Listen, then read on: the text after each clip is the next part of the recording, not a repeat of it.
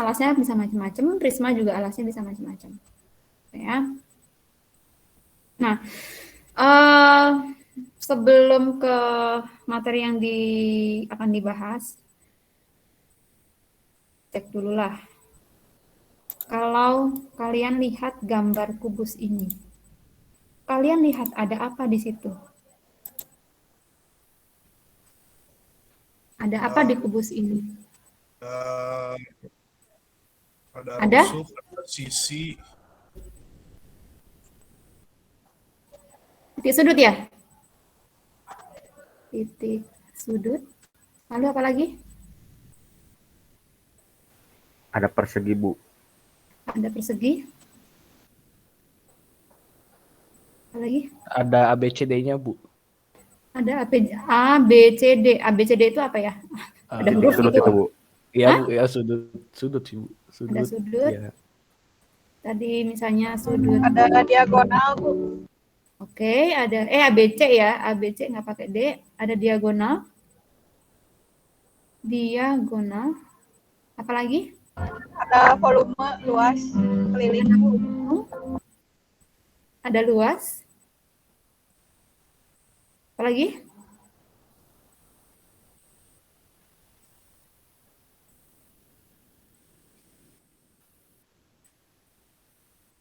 Kumpulan titik.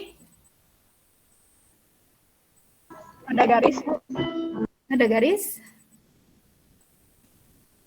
Apa lagi?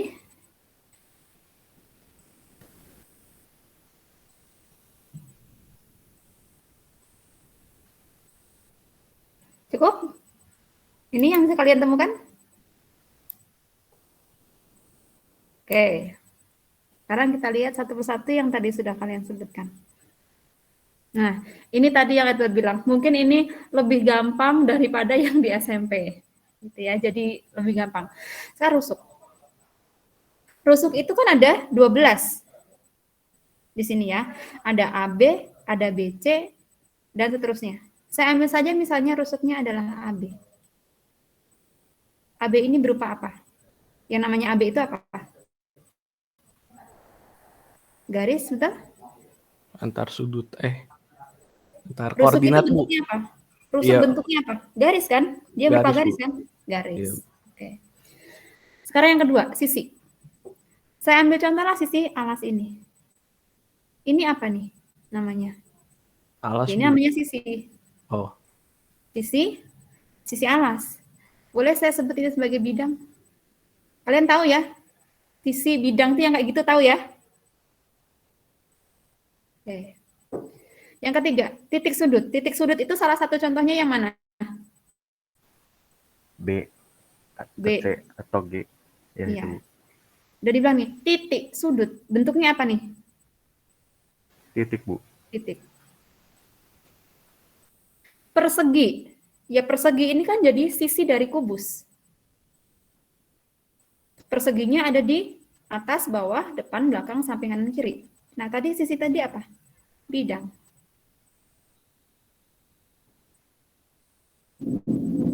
Oke. Lalu sudut. Sudut ada sudut A, B, C. Ini sudut. Kemudian di sini ada diagonal. Diagonal itu kan ada diagonal bidang sama diagonal ruang ya. Betul ya? iya, Bu. Ada diagonal bidang, ada diagonal ruang. Salah satu diagonal bidangnya yang mana? EB, A, E sama B. E sama B. E sama B ya. Oh, ini. Ya, betul. Ini E sama B. Yang namanya diagonal bidang itu adalah garis yang menghubungkan dua titik sudut yang masih dalam satu bidang, tetapi tidak berdekatan. Jadi kan kalau di sini ada kenapa E sama B, ini kan terletak dalam satu bidang, bidangnya A, B, F, E.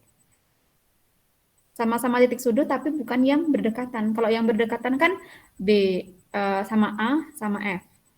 Tadi saya bilang garis yang dibentuk, berarti ini berupa garis. Kalau diagonal ruang, contohnya? HB bukan B. Beceng. Hah? HB. H dan B. Ya, boleh nih. Nah, kalau diagonal ruang yang contohnya adalah HB, ini kan dia juga bentuknya garis. Kalau diagonal ruang menghubungkan titik sudut, kalau di kubus ya, tetapi tidak terletak dalam satu bidang.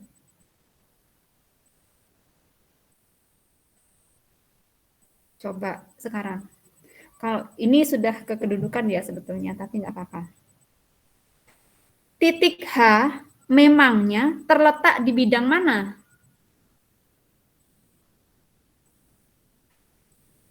Titik H terletak di bidang mana? Sekarang ini gini aja biar gampang, biar nggak A, B, C, D. Atas, bawah, depan, belakang, samping. Itu aja. Sampingnya kiri atau kanan? Yuk, titik H terletak pada bidang? Belakang, Bu. Belakang, Bu, ya. Belakang.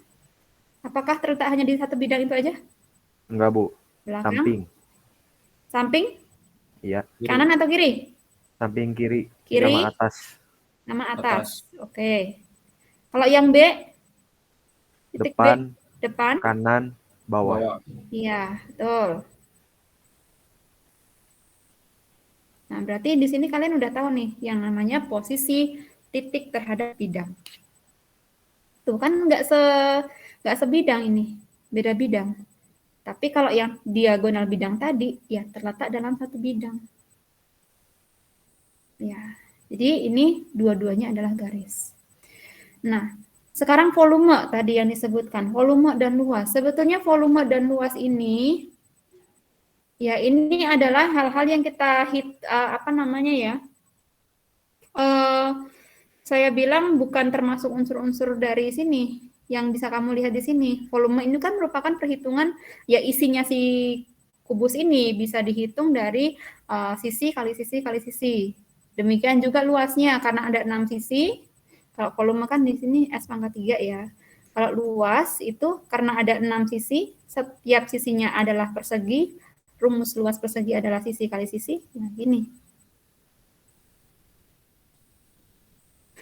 Kemudian tadi disebutkan juga kumpulan titik-titik. Ya, kumpulan titik, titik, titik, titik. Boleh. Kan di sini juga ada titik.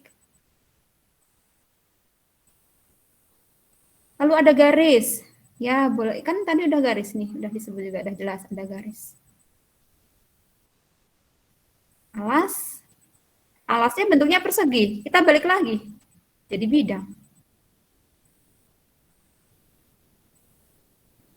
Ya kan?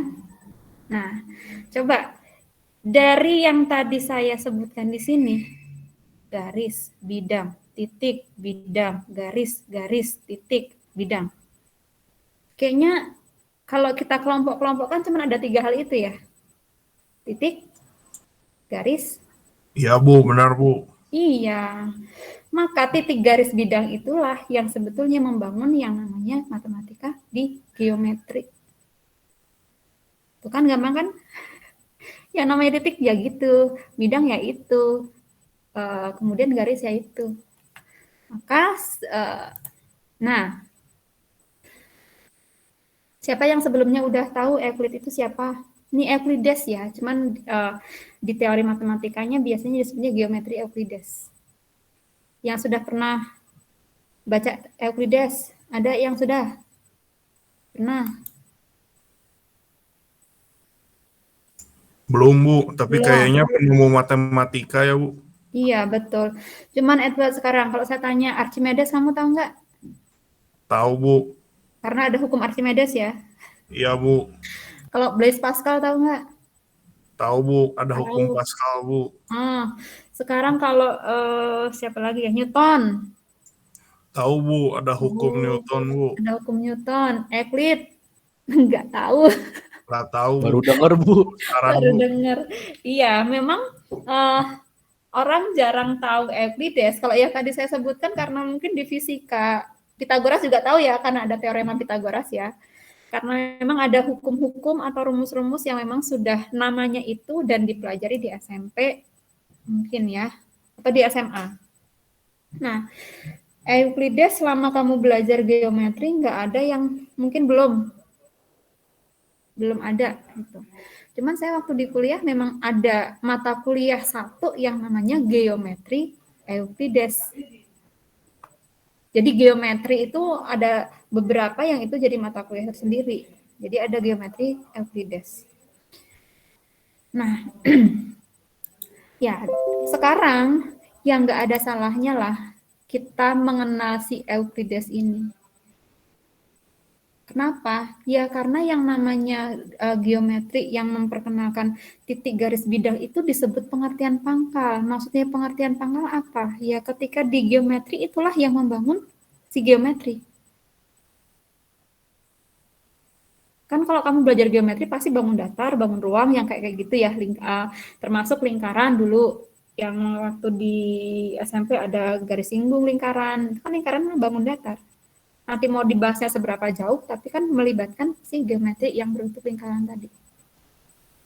Maka dia sebut namanya titik garis bidang tadi sebagai pengertian pangkal. Maka yang tadi saya sebutkan di awal, dari unsur-unsur yang kamu sebutkan, oh itu ternyata bentuknya titik, oh itu garis, oh itu bidang.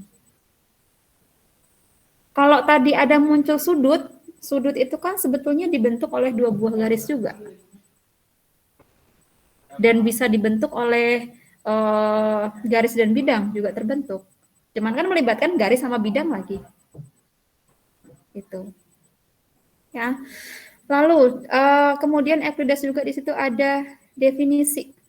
Nah, definisi dalam matematika ini jadi seperti ini. Ketika kita punya sebuah istilah itu kita punya batasan yang jelas. Misalkan nih, segitiga. Dalam matematika, segitiga itu disebut sebagai definisi. Kenapa? Karena kita punya batasan yang jelas. Apa batasannya?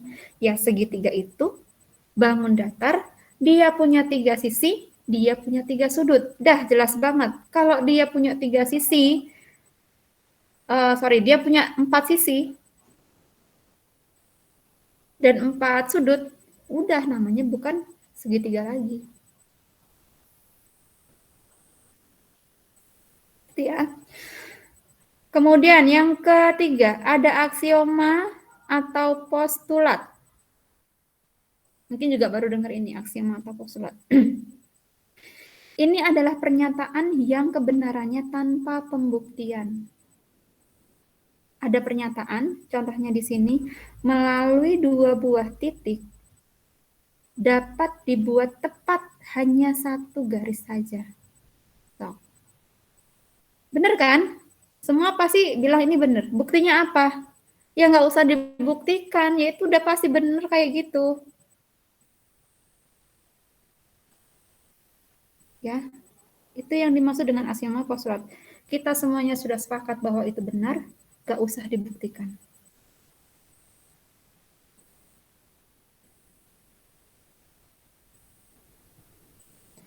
Kemudian, beda dengan teorema. Biasanya kalian dengar teorema itu diikuti dengan Pitagoras atau dalil Pitagoras.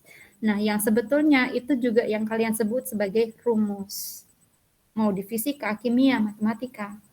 Nah, kalau ini sebetulnya rumus atau teorema yang dia berupa simbol-simbol itu kalau dalam matematika itu disebut pernyataan. Tapi perlu dibuktikan kebenarannya. Contohnya teorema Pitagoras. Dulu waktu di SMP.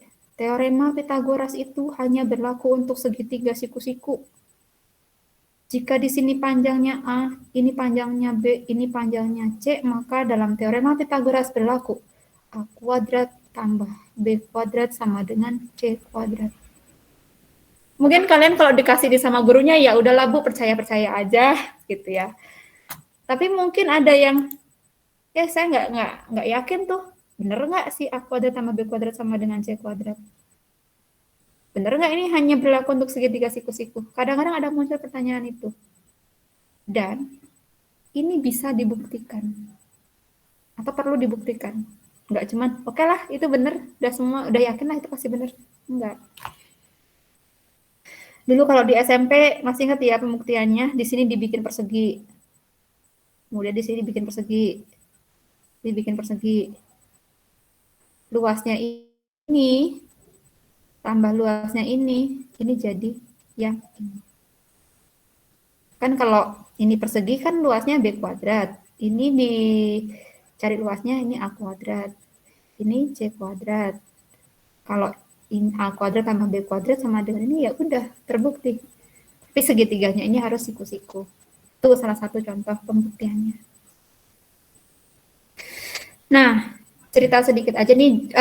Si Euclides ini kalau yang saya lingkarin ini adalah bukunya yang dia tulis waktu itu. Orang penemu matematika kan dulu juga mereka banyak ngarang buku. Nah, ini mahakaryanya si Euclides, dia ngarang buku namanya The Elements. Di sini dia itu punya 441 rumus kalau nggak salah dalil.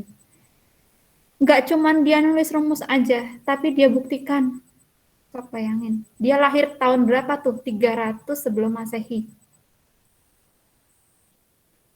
Cuman mau bilang, orang zaman kuno yang 300 sebelum Masehi aja, dia bisa bikin 441 teorema yang dia buktikan, dia mampu. Masa kalian yang kaum milenial nggak mampu, yang zaman-zaman sekarang? Ya. Sampai-sampai Presiden Amerika Serikat yang namanya Abraham Lincoln itu, yang dia juga pengacara, juga terinspirasi itu sama bukunya itu. Nggak tahu sih, saya nggak tahu detailnya inspirasinya seperti apa. Yang jelas ketika mungkin dia stuck terhadap sesuatu, dia baca buku itu sampai menemukan, oh iya ternyata seperti ini.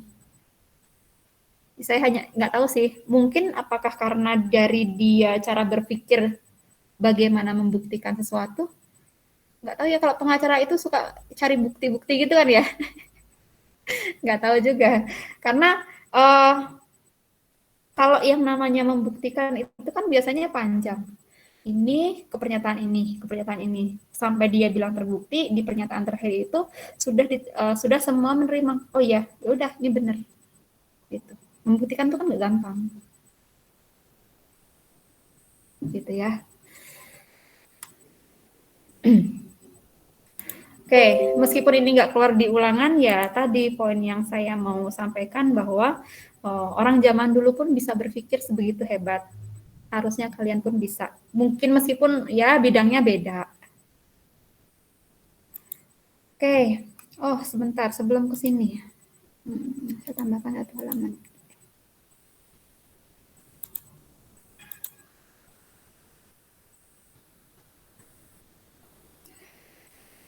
Sebelum masuk ke materinya, mungkin gambaran umumnya aja ya, nanti biar alurnya kelihatan dari awal sampai akhir, yang dibilang analisis atau bedanya dengan nanti di SMP itu seperti apa. Di analisis, bangun ruang.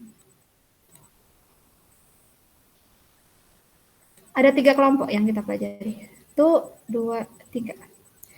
Yang pertama yang paling gampang, yang tadi saya sudah bahas. Kita bahas tentang titik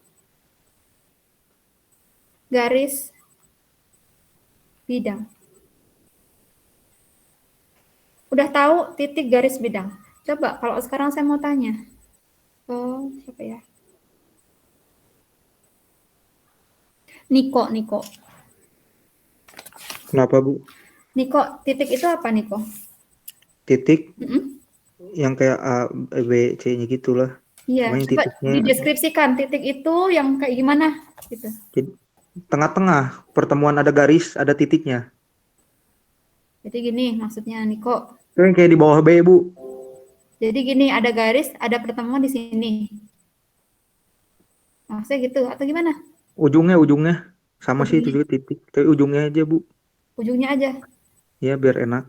Kayak misalnya L gitu kan, L. Pas yang ditekukannya, titik. L.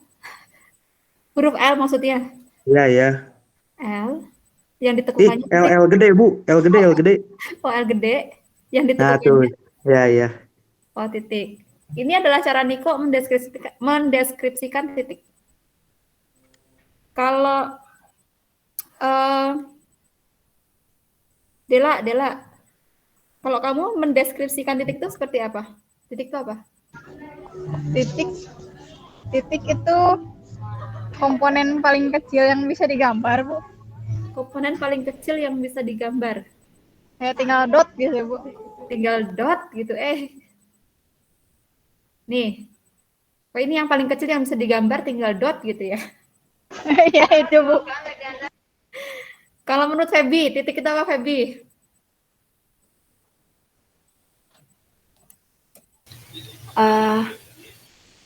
Titik ya kayak apa ya Bu ya, yang kalau titik biasanya yang kayak mengakhiri kalimat gitu. Titik aku gambar titik ya cuma di kayak ada lagi tuh yang cuma di dot gitu. Ya, sama yang cuma di dot. Mengakhiri kalimat ya, tanda baca pakai titik. Oke. Nah, kita semuanya tahu ya titik itu ya kayak gitu. Tapi kadang-kadang ketika kita diminta mendeskripsikan titik itu apa sih? Garis itu apa sih? Bidang itu apa sih? Mungkin kadang-kadang kita tahu ya kayak gitu, tapi mendeskripsikan susah. Ya, mungkin itu bagian dari tadi yang saya bilang, pengertian pangkal. Nah, nanti di 3 unsur ini nanti kita akan bahas lagi meskipun tadi sudah ya. Kita ke pengertiannya, lebih ke mendeskripsikan sih sebetulnya ya. Pengertiannya apa? Lalu yang kedua, kedudukannya bagaimana? Tadi sudah sempat saya singgung yang waktu ada titik apa tadi B, dia itu kalau kedudukannya gimana?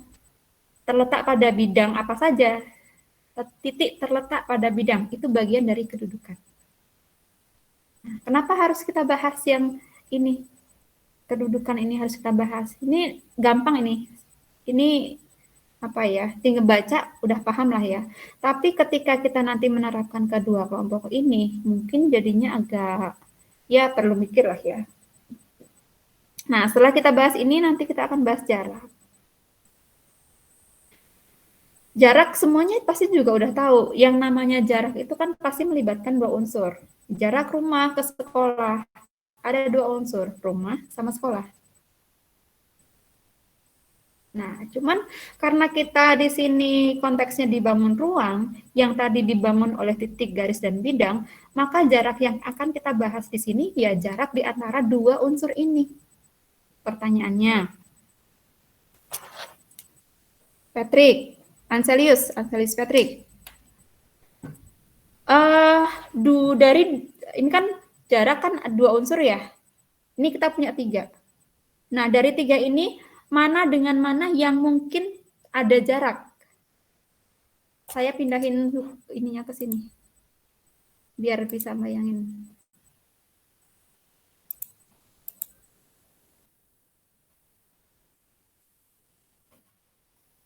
Nih. Yang memungkinkan ada jarak itu unsur apa dengan apa, Patrick? Titik yang satu dengan titik yang lain, Bu. Titik dengan titik ya. Oke. Nemu lagi. Titik, titik.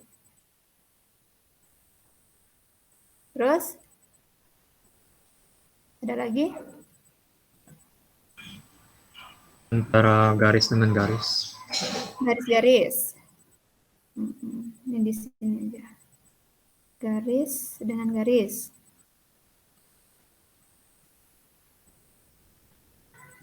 Apa lagi?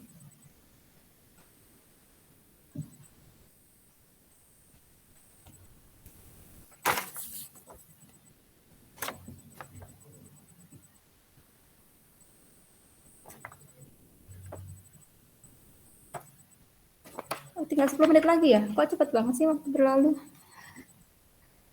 Ya, ada lagi? Yang lain mungkin? Patrick bisa nyebutin 2. Yang lain? Yang memungkinkan terjadi jarak? Bisa kamu bayangkan dari gambar kubus ini atau mau gambar sendiri atau lihat kubus yang ada di sekitar kalian?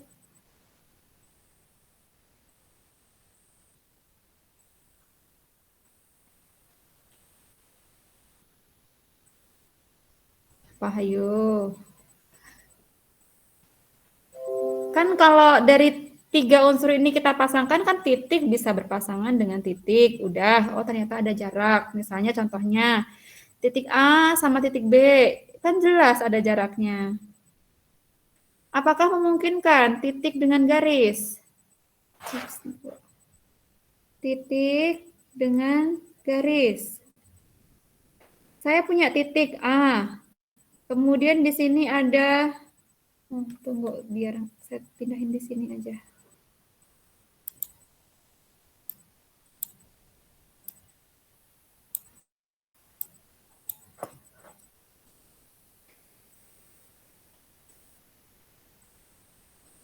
Titiknya A, garisnya EF. Nih, kira-kira ada nggak jaraknya? Titik A dengan EF ada jarak nggak? Ini suara saya nggak kedengeran atau emang nggak ada yang jawab sih? Ada Bu, ada Bu. Ada Bu, Iya. ada Bu. Ada Bu, ada Bu. Ada. Berarti ini ya. Kemudian titik dengan bidang. Ada nggak Ada. jaraknya? Ada. Garis-garis tadi udah. Sekarang kalau misalnya garis dipasangkan sama bidang. Ada.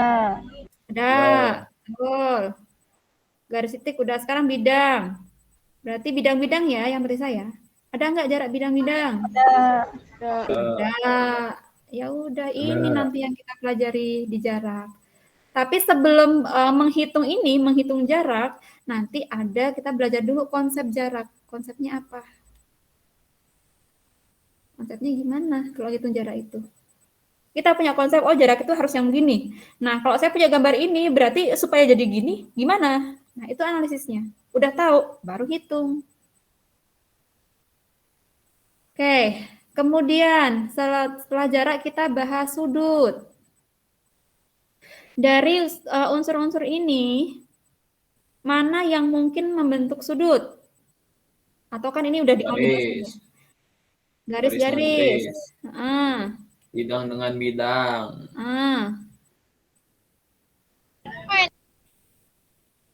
Ada lagi? Apakah cuma 2? Garis dengan bidang. Iya, garis dengan bidang.